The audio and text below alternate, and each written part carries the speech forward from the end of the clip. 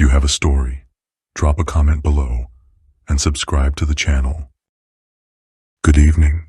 I'm Detective James Miller with the State Bureau of Investigation, Special Cases Division.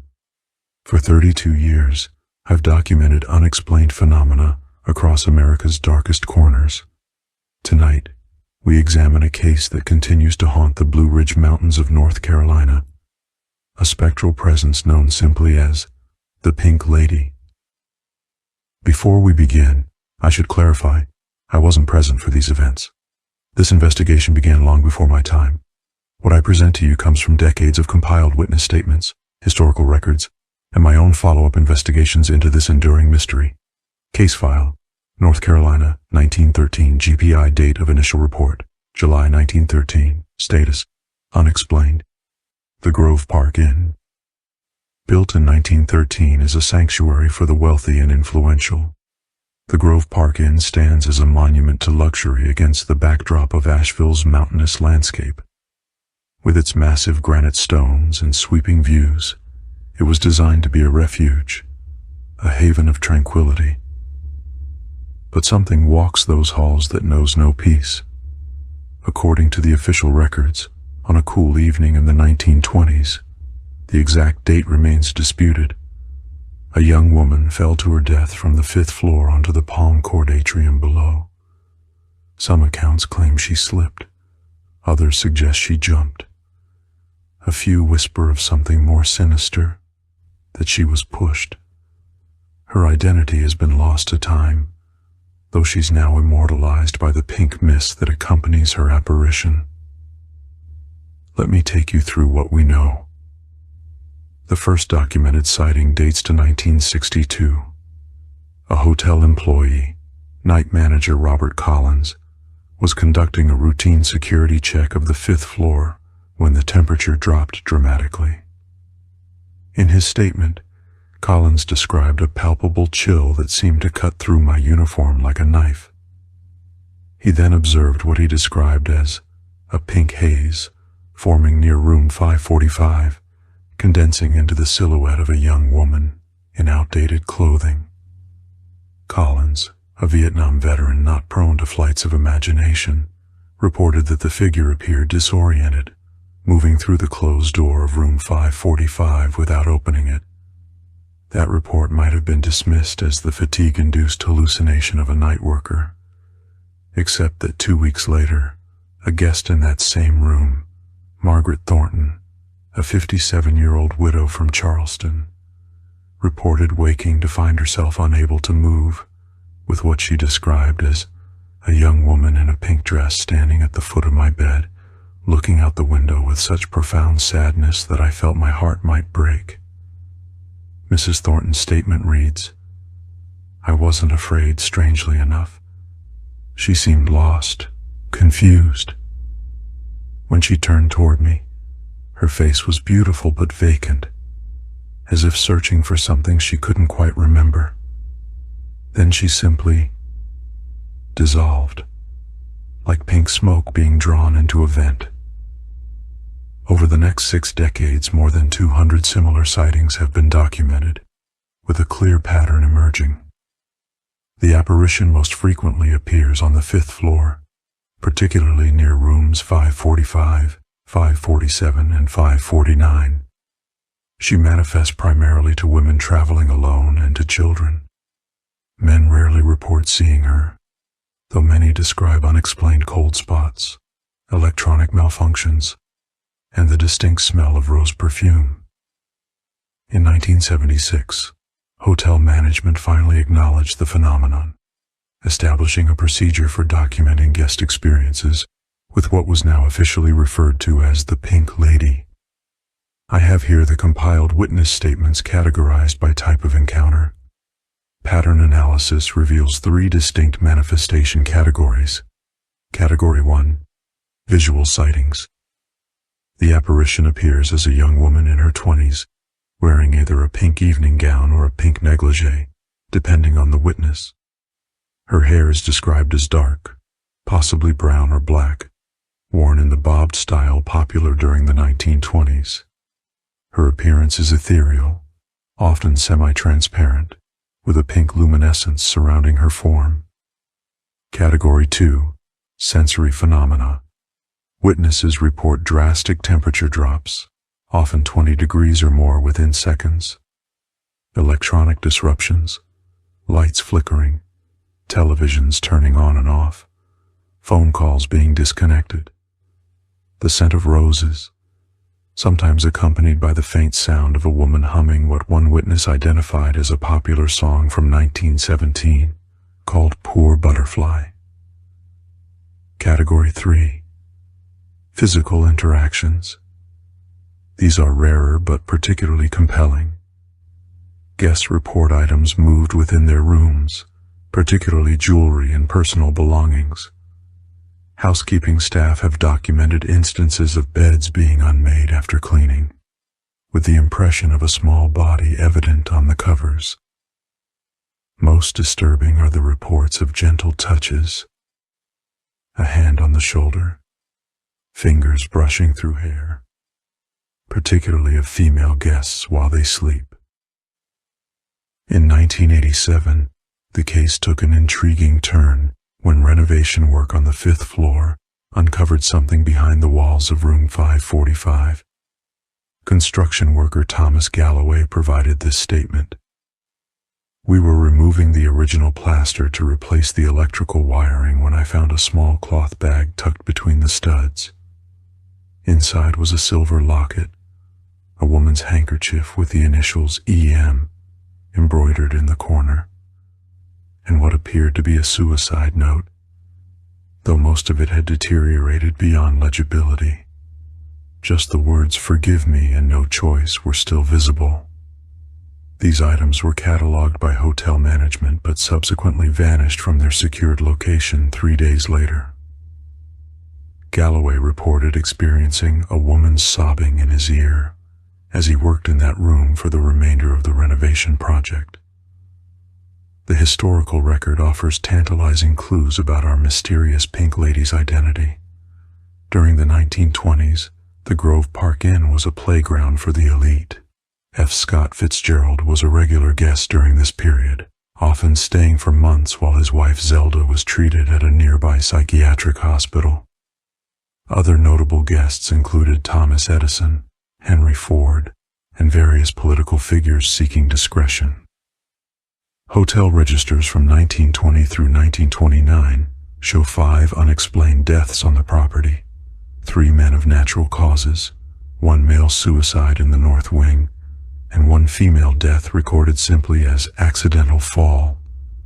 The victim was identified as E. McCormick, age 26, of Jacksonville, Florida. The date was July 17, 1923.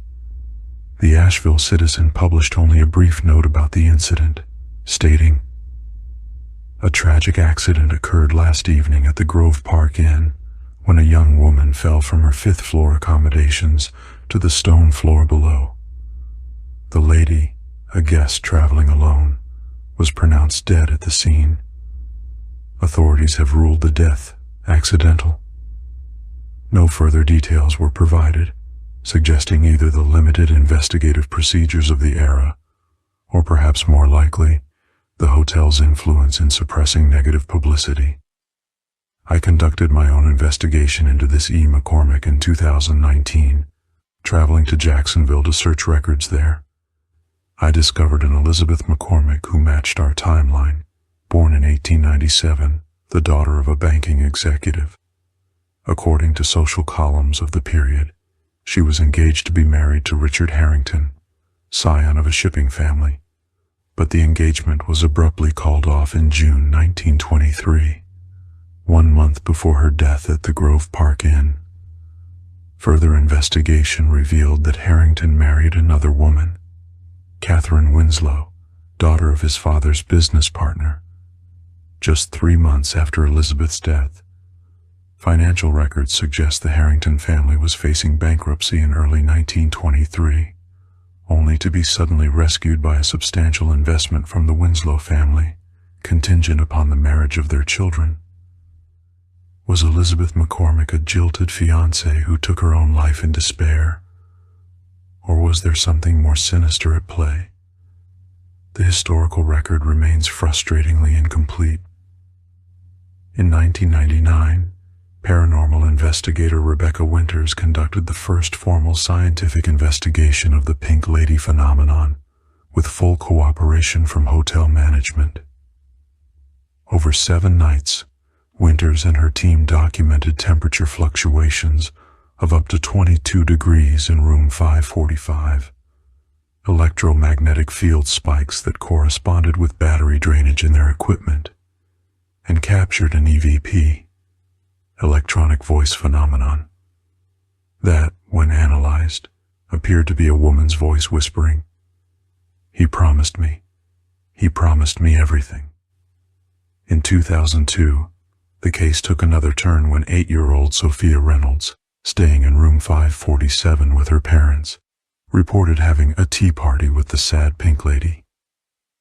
According to her statement, given in the presence of her parents, "She told me her name was Elizabeth and that she's looking for her necklace. She said a man took it from her and pushed her when she tried to get it back. She said if she finds her necklace, she can go home."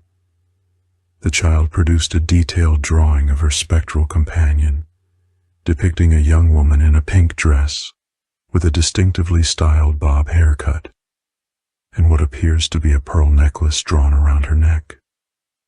When shown photographs from the 1920s, the child immediately identified a hairstyle popular in 1923 as exactly like my friend's hair.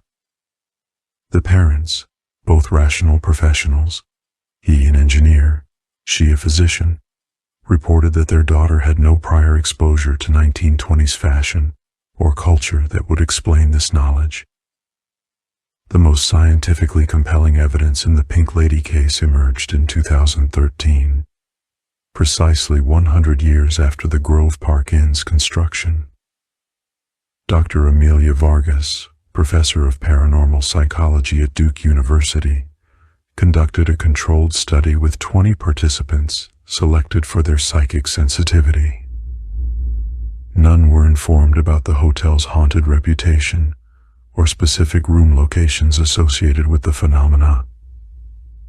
19 of the 20 participants reported unusual experiences on the 5th floor, with 17 specifically identifying room 545 as the focal point of activity without being prompted.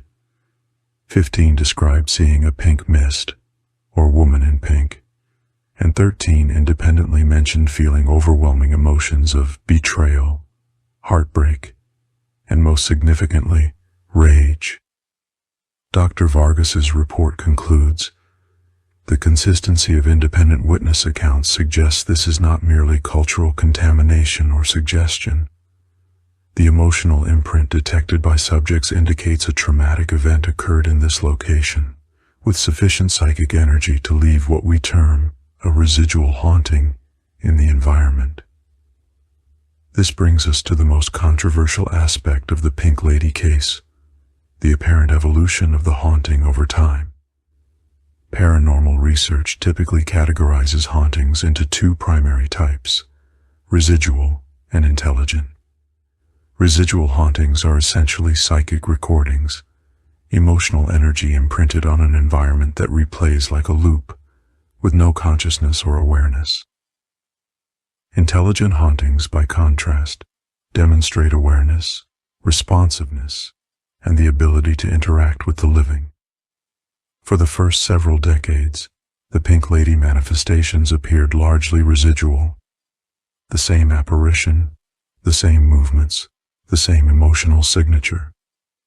But beginning in the late 1990s, witness accounts suggest something changed.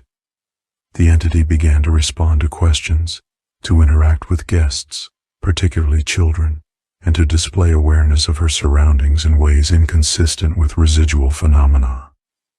In 2017, medium Claire Holloway conducted 3 overnight sessions in room 545, with video documentation and scientific monitoring by the Paranormal Studies Department of Georgia Tech.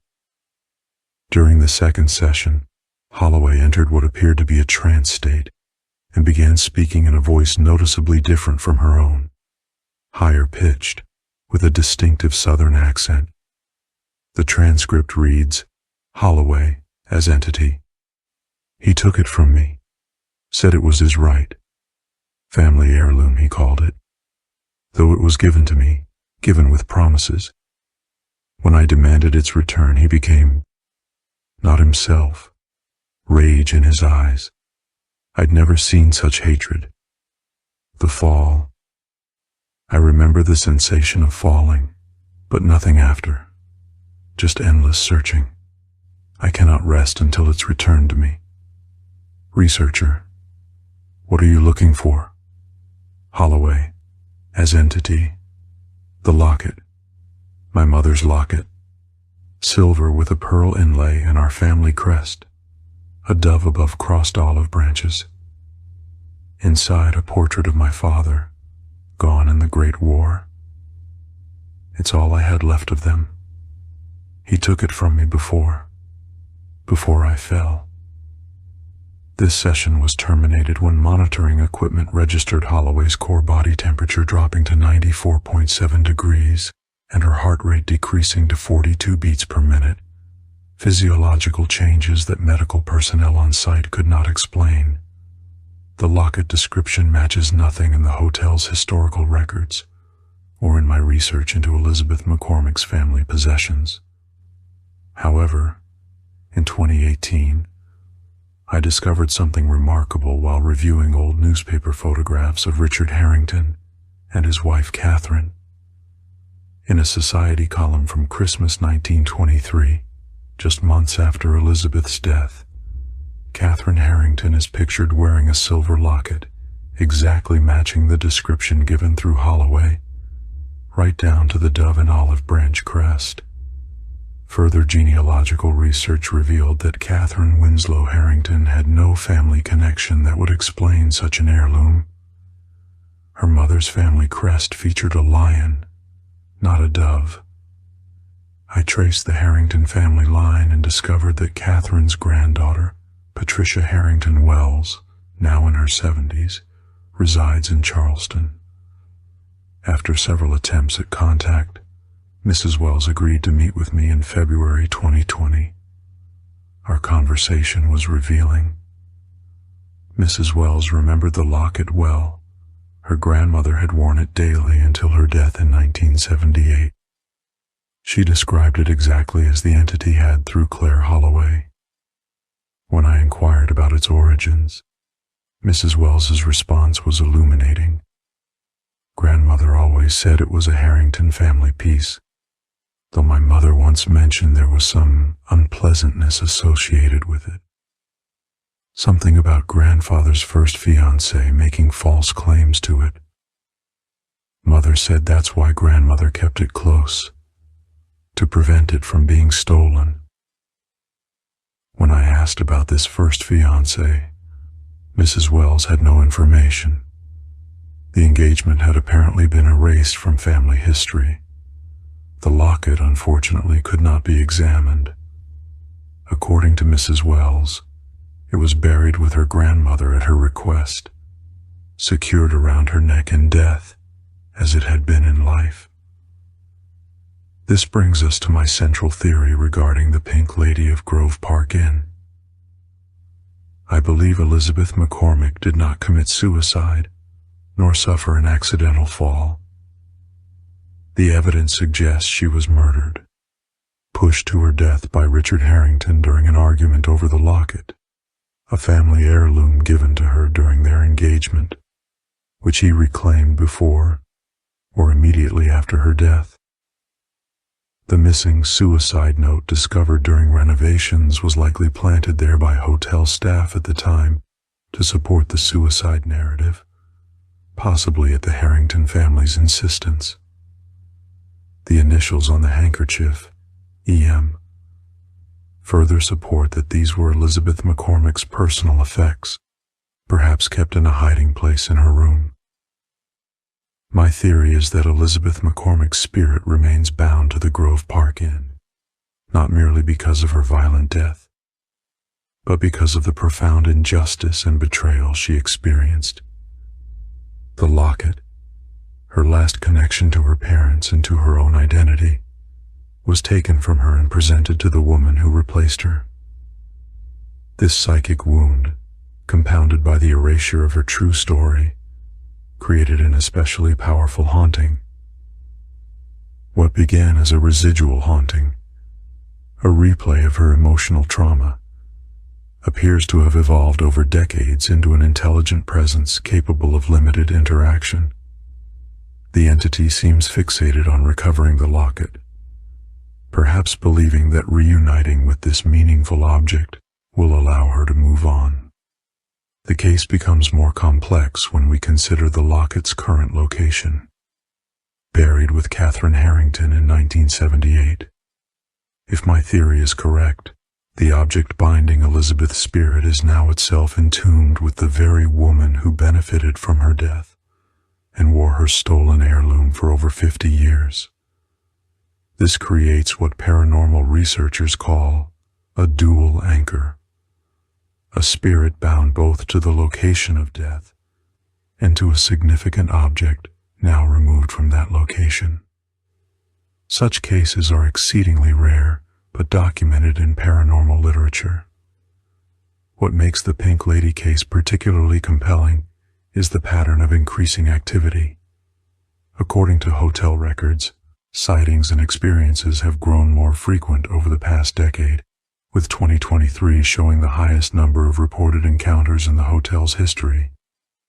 This intensification correlates with renovations to the 5th floor completed in 2022, which included removing and replacing some of the original building materials.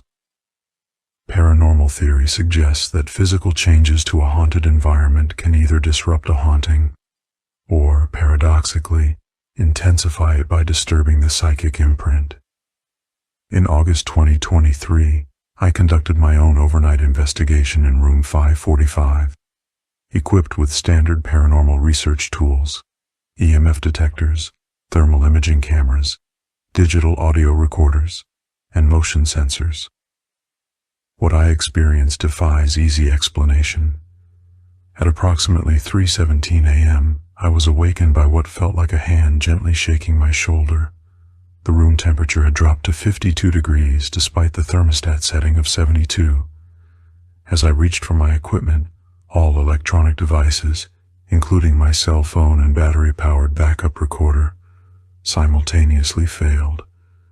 In the darkness, I perceived what I can only describe as a pink luminescence near the window, gradually forming into the silhouette of a woman. Though the figure never fully materialized into a clear apparition, the sensation of a presence was undeniable. Most disturbing was the overwhelming emotional impression that accompanied this presence. A profound sense of loss and injustice so intense that I found myself moved to tears, without understanding why. After approximately 2 minutes, the figure dissipated, and all electronic equipment resumed functioning normally. The audio recorder, which had failed during the encounter, nevertheless captured a woman's voice whispering what sounds like, "Find it. Please find it." Analysis of this EVP by audio specialists confirms it does not match my voice pattern and contains frequencies outside the normal range of human speech. I would be remiss if I did not address the skeptical perspective on this case. The Grove Park Inn is an historic hotel with old plumbing, shifting foundations, and drafty windows that could explain temperature fluctuations. The hotel's reputation as a haunted location creates expectation and suggestion among guests. The Pink Lady has, over the years, become part of the hotel's identity and appeal, potentially incentivizing management to maintain the legend. Yet none of these explanations adequately address the consistency of independent witness accounts spanning decades, the physical evidence documented under controlled conditions, or the historical correlation between the haunting phenomena and Elizabeth McCormick's death. In October 2023, I presented my research to the management of the Grove Park Inn, including my theory about the locket. To my surprise, They revealed that they had commissioned a replica of the locket based on historical photographs, which they planned to place in room 545 as part of a heritage display commemorating the hotel's history. This replica was installed in a sealed display case in January 2024. What happened next remains the most compelling evidence in the case. For the 6 weeks following the locket's installation, no Pink Lady sightings were reported, the longest period without an encounter since record-keeping began in 1962. Then, on March 2, 2024, night manager David Chen discovered the display case shattered, the replica locket missing. Security footage shows nothing approaching the display case. It simply fractures at 3:17 a.m., exactly 101 years after the Grove Park Inn first opened its doors. The locket itself appears to rise from the broken case and float mid-air for several seconds before disappearing from frame entirely. No explanation for this footage has been provided by security experts consulted on the case. More remarkably, in the 6 weeks since this incident, there have been no further Pink Lady sightings reported at the hotel. Not one. After decades of consistent activity, the presence that haunted the Grove Park Inn seems to have vanished as suddenly as the replica locket. Has Elizabeth McCormick's spirit finally found peace? Did the symbolic gesture of recreating and returning her locket somehow resolve the psychic trauma that kept her bound to this location? Or is this merely a temporary lull in a haunting that has persisted for a century? The Grove Park Inn case remains classified as unexplained in our files. The evidence suggests a genuine paranormal phenomenon centered around a tragic historical event, the death of a young woman betrayed by her fiancé and erased from the narrative of her own life. Whether Elizabeth McCormick's spirit has finally found rest or will return to haunt the halls of the Grove Park Inn remains to be seen. As with all cases in our files, we continue to monitor the situation. Should the Pink Lady reappear, we'll be ready to document her return. Personal notes. In my 32 years investigating paranormal phenomena, the Pink Lady case stands among the most compelling. The convergence of historical documentation, consistent witness accounts, and physical evidence creates a persuasive argument for some form of spiritual manifestation tied to Elizabeth McCormick's unjust death. What disturbs me most about this case is not the haunting itself, but the human elements behind it. The apparent murder covered up by powerful interests, a young woman's identity and suffering erased from history, and the way her story was only preserved through the very haunting that resulted from this injustice. If there is a lesson in the Pink Lady case, perhaps it's that the truth cannot remain buried forever. Whether through historical research or paranormal manifestation, the stories of those silenced in life find ways to be heard. I will continue monitoring the Grove Park Inn situation. My instinct tells me we haven't heard the last of Elizabeth McCormick. Evidence log 247 documented witness statements 1962-2024. Temperature and EMF readings from various investigations. Audio recordings of EVP phenomena. Video recording of display case incident March 2, 2024. Historical documentation of Elizabeth McCormick's life and death. Witness sketches and photographs of apparition. Medium session transcripts and physiological monitoring data. Personal experience notes and recordings. Case status. Update. As of March 2024, the Pink Lady case remains classified as unexplained. Activity has ceased following the disappearance of the replica locket, but historical patterns suggest the possibility of recurrence.